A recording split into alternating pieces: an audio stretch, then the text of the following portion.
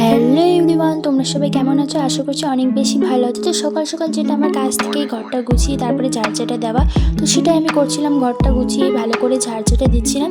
আজকে আমরা এক জায়গায় ঘুরতে যাব, কালিয়াগঞ্জ কালীকুন্ডি ধামে।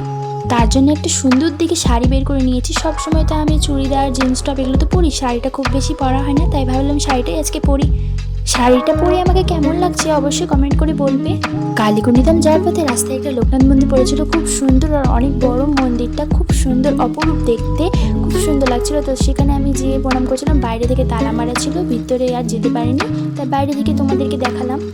ভিতরে একটা লোকনাথ মূর্তি আর একটা রাধাকৃষ্ণ মূর্তি রয়েছে, খুব সুন্দর লাগলো, আমাকে তো খুব ভালো লেগেছে এই মন্দিরটা। এখানে আমরা কয়েকটা ফটোশ্যুট আর রিলস বানিয়ে নিয়ে তারপরে আবার রওনা দিলাম।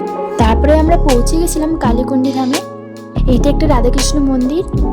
এই মন্দিরটাও সেই সুন্দর দেখতে, অপরূপ সুন্দর একটা মন্দির। বুনু মা আরও দাঁড়িয়েছিল এখানে, খুব সুন্দর লাগছিল আমাকে এই মন্দিরটি। এই মন্দিরে তোমরা কে কে এসেছো অবশ্যই বলবে। আর সেটা যদি হয় প্রিয় মানুষের হাত ধরে, তাহলে তো আর কোনো কথাই হবে না। আমি আমার প্রিয় মানুষের হাত ধরে যাচ্ছিলাম, ঘুরছিলাম, আর ক্যামেরা করছিল আমার বুনু। আমি কিন্তু সবার মুখে মুখে শুনেছিলাম কালীকুন্ডি ধাম কালীকুন্ডি ধাম, কিন্তু কখনো আর আসা হয়নি, তাই ভাবলাম যে একবার ঘুরে আসি, কালীকুন্ডি ধাম দেখেই আসি। সবাই যখন বলছে, আমি তো আর ঘুরে আসতে পারিনি, যা একবার ঘুরে আসি, দেখে আসি কেমন মন্দিরটা।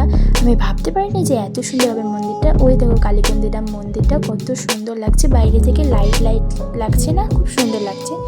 আমার তো খুব ভালো লেগেছে মন্দিরটা, এত ভালো লেগেছে বলে বোঝাতে পারবো না যে আমার কত ভালো লেগেছে। খুব সুন্দর লাগছে মন্দিরটা দেখতে, বাইরে থেকে এত সুন্দর লাগছে, ভিতরে তো অনেক সুন্দর হবে। আমরা প্রণাম করে নিচ্ছিলাম। দেখো কত সুন্দর চারিদিকটা, খুব সুন্দর। এটা হচ্ছে কালীকুন্ডি ধামের ঠাকুরটা, কালী ঠাকুরটা, খুব সুন্দর দেখতে লাগছিল ঠাকুরটাও। আর এখানে একটা হোটেল রয়েছে থাকার জন্যে। দেখো হোটেলের বাইরেটা কত সুন্দর পার্কের মতো করেছে, খুব সুন্দর লাগছিল এটাও দেখতে, বাইরেটা পার্কের মতো।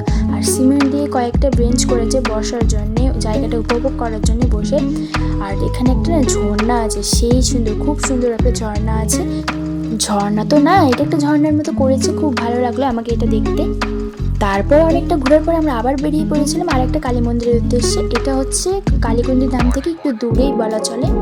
তো ভাইকে আমি ক্যামেরা দেখাচ্ছিলাম, ভাই হাই করছিল, তার পাশে মা বসেছিল। আর লাইটগুলো দেখো কত সুন্দর লাগছে। তার পাশে আমি, বুনু আর ও বসেছিলাম, আর সামনে বাবা বসেছিল, খুব সুন্দর লাগছিল। গল্প করতে করতে যাচ্ছিলাম সবাই মিলে। এখনো তো অনেকটা দূরের পথ, গল্প করতে করতে গেলেই তো তাড়াতাড়ি পৌঁছে যাবো, তাই না? তাই গল্প করতে করতে পৌঁছাচ্ছিলাম। লাইটগুলো খুব সুন্দর, এত সুন্দর লাইট, আর কি বলবো, লাইটগুলো খুব সুন্দর দেখতে লাগছিল। রাস্তাটা লাইটের জন্য তো ফুটে উঠেছিল, লাইটটার জন্য। গল্প করতে করতে আমরা যাচ্ছিলাম। গল্প করলে কি হবে বলো তো, রাস্তাটা অনেক বড়, যেহেতু গল্প করলে না রাস্তাটা ছোট মনে হয়, এই জন্য গল্প করতে করতে আমরা সবাই মিলে যাচ্ছিলাম। গল্প করতে করতে ফাইনালি আমরা পৌঁছে গেলাম সেই মন্দিরটাতে। বাইরে থেকে দেখো কত সুন্দর লাগছে মন্দিরটা, ভিতরের ঠাকুরটা তো জাস্ট ওয়াও, অনেক সুন্দর আর জাগ্রত। তো এখানে ঠাকুর দেখার পরে আমরা বেরিয়ে পড়েছিলাম বাড়ির উদ্দেশ্যে।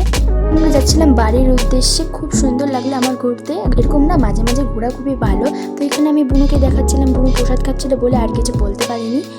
আজকের ভিডিওটা তোমাদের কেমন লেগেছে অবশ্যই বলবে। আবার দেখা হবে অন্য কোনো ভিডিওতে। বাই।